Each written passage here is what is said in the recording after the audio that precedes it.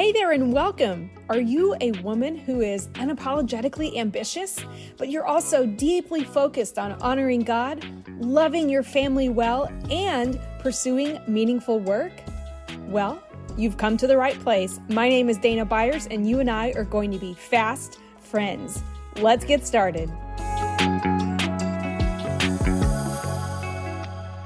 Hi there, everyone. I am so thrilled to be chatting with you today. And I'm going to take us through a coaching exercise here in just a moment. But before we get started, I want to talk a little bit about why I am here on a podcast and why I hope you will join me on this journey. So I am a certified life coach. I've been running Dana Byers Coaching for a couple years now. Had loads of coaching experience from my early 20s moving forward. So I consider it a really special privilege that I've had the opportunity to speak with probably hundreds of women over the last couple decades about parenting, marriage, leadership, being in ministry, working in nonprofits or corporate life. And I have seen themes not only from these conversations, but also from my own life of a tendency for us to feel like we just can't do it, as if God has called us to something that we are not capable of doing. And when those doubts creep in, we start seeing cracks and fractures in our lives. They happen sometimes in our relationships, maybe in the work that we put out there. Maybe even just in our capacity to relate to ourselves or to connect with God.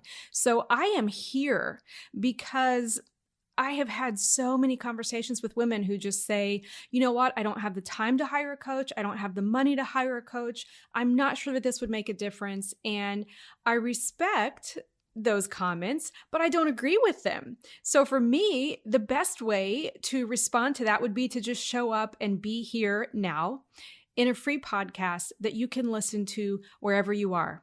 Because my heart really breaks for women who are burning themselves out because they think they're trying to do it all. And you might relate to this. And I want to say to you, I appreciate that you feel that way. I have felt that way so many times myself as well. But I also think there is no limit to what we can accomplish and experience with Christ at the center of our lives. So really my message to you would be, if you want to join me on this journey, let's have no more excuses. None from me and none from you. I am literally offering to sit at your table, to take up all the space that you will allow me to take up so that you can start living with greater freedom. And that freedom is going to allow you to sit at the tables God's called you to and also influence other men and women and your children and your spouses, the people who are leading you in a variety of ways. So if you'll join me on this journey, I'm just inviting you to consider me as a coach in your life, as a mentor, as a peer, as someone who maybe is walking in the same journey that you are, or maybe I'm a few steps ahead of you. Whatever that looks like is not of concern to me, but I am concerned that you might feel that you're not going to make it. So take a step of faith. Join me for the next couple minutes in this episode, and let's start in a really simple way, but a powerful way that's going to be a coaching exercise to give you just an opportunity to center yourself in the middle of what might be a chaotic day. So first, I want to start with gratitude. And I'm going to walk through this exercise as if I'm personally going through it myself, which I am, but I'm going to show you by example how to walk through this so that you can do this for yourself as well. So I love to start with gratitude. And truly, it's a fun way for me to start this podcast, to just take a moment to acknowledge all the clients I've had over the years, people who've taken a leap of faith and invested in me. And together we've watched their life improve, and I have learned and grown from their experiences as well. I want to give gratitude to my family. I have an incredible, extremely supportive husband who is a great leader in his own capacity, and together we've been able to lead a lot of amazing things. I want to thank my children. They are world changers. I am raising 2 young adults. I recently became an empty nester, and I am so proud of the beautiful journeys and the incredible gifts that God has given my kids. I want to thank my parents and my in-laws and my sister and my friends. These are people who, before this podcast ever came to be, I was able to text them and say, hey, I'm feeling some imposter syndrome about this. I need your support. And I'm sharing that with you because as we show gratitude, I think it's important for you to see the authenticity kind of behind the scenes parts of my life that, yeah, there have been some wins, but I am so human. And as women, if we can support each other and empower each other by saying, hey, yeah, behind the scenes, I have people who support me on my best days and my roughest days because I will never stop being human. I'm not going to not experience obstacles or difficulties just because I have been able to experience some progress or benefit or wins, if you will, in my life. So I'm thankful for all these people who are my community. And my aim as we talk through this exercise would be for you to start with gratitude. Think about the people along the way. Not only, of course, your loved ones and maybe a small group or a life group that you're part of, but also maybe that teacher in high school. Or it could be a neighbor or someone who took you under their wing when you were a new mom or someone at work when you were new in your role. I really want you to just stop and think about God's provision because you have come so far. No matter where you are today, I know you're on a journey and you've already come so far. So I want to start with that in mind because God has already provided significantly for you. And it reminds us of his capacity to do more than we could ask, think, or imagine. And I think the second thing I want you to look at is, we started with gratitude, but I want you to take a look at proceeding with compassion. Now, compassion probably comes really easy for you. I can't think of many women I've met who don't have a strong capacity for compassion. Whether you have kids or not, whether you're married or not, regardless of what sector you may work in, you feel compassion. Different friends of mine have said funny things over the years like, oh my gosh, my heart breaks for, every time one of those commercials comes on at the holiday season and they need support for pets, animals who need love and support and care during a cold season. And it's not really a funny thing to draw compassion about, but it is so true. Like we're just drawn to those things. I think God wired us. We maybe see a baby and we just think, oh my gosh, that's the cutest thing ever. We maybe see a young couple in love and just are moved by compassion. We see difficult things happening in the world. We see things on the news or on social media. And part of, I believe, the Holy Spirit in us draws us to care for those things because God cares for those things. So I'm sharing that with you because I believe compassion comes naturally to you. Now, what might not come naturally to you is self-compassion. When was the last time you really had compassion for yourself? I want you to think about that. And I want you to, depending upon when you're listening to this podcast, if you're driving, don't do this right now, but I want you to take out a photo of yourself, a recent photo of yourself. Hopefully you have one. It might be on your phone. Maybe someone texted it to you. It's on social media. And I want you to look at yourself in the eyes. Okay, this is awkward. This is not easy. I'm literally doing this myself right now. I can see a picture of myself. And I want you to think about Matthew 6:8. It says in the Bible, God already knows what you need. But when you look at that picture of yourself, that recent picture of yourself, I want you to ask yourself, what does she need? How is she feeling? And I want you to ask yourself, what is she afraid of? So you see, this coaching exercise allows you to step back and kind of look at yourself from a meta perspective, if you will. You're completely yourself. You're not a split personality, but you're able to look at yourself from a different lens, a different perspective. I want you to speak to what you see in her face, which is your face. What does she long for? And here's the coaching magic. The way we learn, grow, develop is to not just experience something, but to process what that experience is. So when you're looking at yourself in that moment, whatever the circumstances where that picture was taken in, you're going to acknowledge how you feel.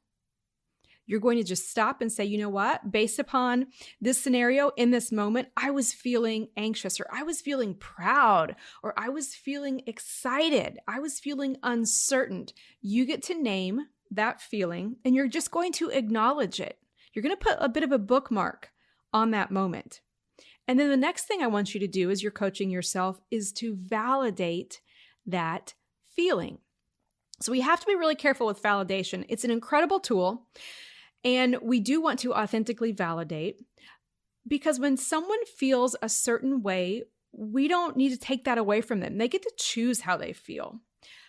But we also don't necessarily want them to get stuck in that feeling. So when you're validating, let's say you're looking at this picture of yourself, I'm looking at this picture of myself, and I'm feeling uncertain during this season of when this picture was taken. And to speak to that means that I'm like, you know what? I was afraid of failing at something. What I was longing for was a sense that everything was going to be okay. So I acknowledge that. And then I validate it. You know what, Dana? It makes complete sense that you're feeling uncertain based upon what you're facing right now. I completely understand why you're worried about failing. That's validation. When we just acknowledge it and we say, it makes sense that you feel that way. It's okay. I can completely understand, if I put myself in your shoes, why you might feel that way. We need validation, and we often don't get it because so many people that we interact with day to day may not know how to acknowledge and validate, and they're also dealing with their own drama and chaos and just all the task lists and all the things that are going on in their lives. They may not stop to say, you know what? I completely understand why you feel that way. So we do that for ourselves. And I want you to think about, as you look at this picture of yourself, what am I doubting in this moment? What am I doubting? And then ask yourself to identify only one doubt, just the one doubt that is causing you the most problems right now in your life. What are you doubting the most? Yes, you might say broadly, maybe you're doubting God. Maybe you're doubting that something's going to come through for you. Maybe you're doubting another person's capacity, but I want you to be specific about it. Whatever that doubt is, this is going to become your focus. I want you to be able to get to a point where you can authentically banish this doubt. It's an all-consuming doubt, probably. When I take women through this exercise, it'll start with, I just doubt that God's going to come through for me. And I'll say, well, let's get more specific. Maybe in a couple more sentences, they'll say, well, I'm doubting that God's going to provide for us financially. And say, okay, tell me more about that. And she might reply, I'm specifically worried that I'm not going to get a pay increase at this year's annual review. Okay. Well, now we can work with that because it's very specific, right? This has become something you can focus on. And when I say I want you to authentically banish this one all-consuming doubt, take note. I'm not asking you to just decide that you're not going to doubt this, okay? This is a very Western approach. We often just say, oh, I'm going to fix it right now. I'm done with it. I'm saying it's not a problem. I'm, brushing it under the rug. That's not what I'm asking you to do. And in fact, I would encourage you not to do that. I'm asking you not necessarily to take action on the doubt. I'm just asking you to recognize it and name it. This is what centers you. This is what grounds you, because it kind of allows you to label or identify the circumstances you're in right now. You recognize that you have this doubt. You acknowledge that. You validate it. Of course, you're doubting that thing. It makes complete sense that you do. So you don't have to take action on it. The action is really just naming and identifying it. You could ask a trusted person to pray about it. Of course, I encourage you to just pray about it and tell God. Like I said, He already knows what you need, but you're going to agree with Him. You know what, God, this is a bit of a problem. I see some doubt here, and I would like for that to change. You can look up, what does the Bible say about this concern that you have? And with our tendency to fix, we want to fix things and just be done with them. Well, I'm telling you, friend, probably it's not going to be authentically fixed today. And if you do think it's fixed, another problem's going to pop up. So let's just focus on this one issue right now so that you can give yourself the grace, the gift, and the benefit of gaining awareness and actually making progress. Let your awareness about this be enough for today. I'm going to say that again. Let your awareness about where you are right now be enough for today. Think about it. If you were experiencing some unusual symptoms and you went to the doctor, you would receive likely some kind of diagnosis. But a diagnosis doesn't bring immediate healing in real life. So why do we have a tendency to think as soon as we're aware of a feeling or a concern that we have, we should be able to fix it? In fact, if you receive like a medical diagnosis, it takes a little bit of time. You might have to start some medication. You might need to go through some counseling or coaching. You might have to change some life habits. And you know it's not going to happen overnight. So because you know that's not the case, I want you to give yourself the same compassion that you would if you'd been diagnosed with something. Recognize you're on a journey. You will see progress over time, and there will be moments of healing coming your way, but it's not going to happen overnight.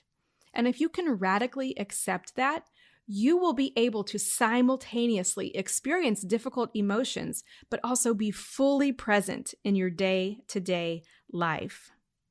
Friends, I know you can do this. What is impossible with humans is entirely possible with God. I love you all, and I'll see you right here for the next episode.